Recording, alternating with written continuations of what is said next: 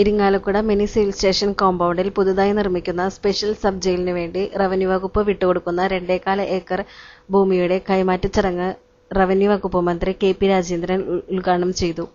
സംസ്ഥാന ജയിൽ വകുപ്പ് ഐ.ജി. പോൾ ലെസ്ലിൻ ഐ.പി.എസിനാണ് ഭൂമിരേഖ കൈമാറിയത്. മിനി സിവിൽ സ്റ്റേഷനിൽ വെച്ച് നടന്ന ചടങ്ങിൽ അഡ്വ. തോമസ് ഉണ്ണിയാടൻ എം.എൽ.എ അധ്യക്ഷത വഹിച്ച ചടങ്ങിൽ K P. Dhanapalan MP, PC. Chacko MP, ജില്ലാ ജഡ്ജി പി. ഉബൈദ് തുടങ്ങിയവർ പങ്കെടുത്തു. എ.ഡി.എം. വാസുദേവൻ സ്വാഗതവും ആർ.ഡി.ഒ. രമാദേവി നന്ദിയും പറഞ്ഞു. അവരെല്ലാവരും ആ ജോലി വേഗത്തിൽ ചെയ്യുകയും നടപടികളെല്ലാം പൂർത്തിയാക്കി.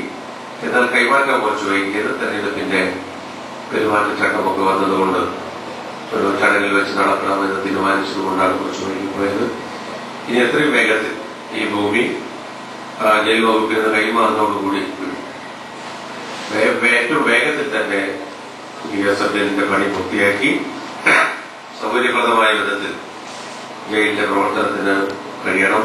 അതിനുള്ള നടപടി ഉണ്ടാകുമെന്ന് ഞാൻ കരുതുകയാണ്. ജയിൽ വകുപ്പ് അതിന് വളരെ പ്രാധാന്യം കൊടുത്തിട്ടുണ്ട്.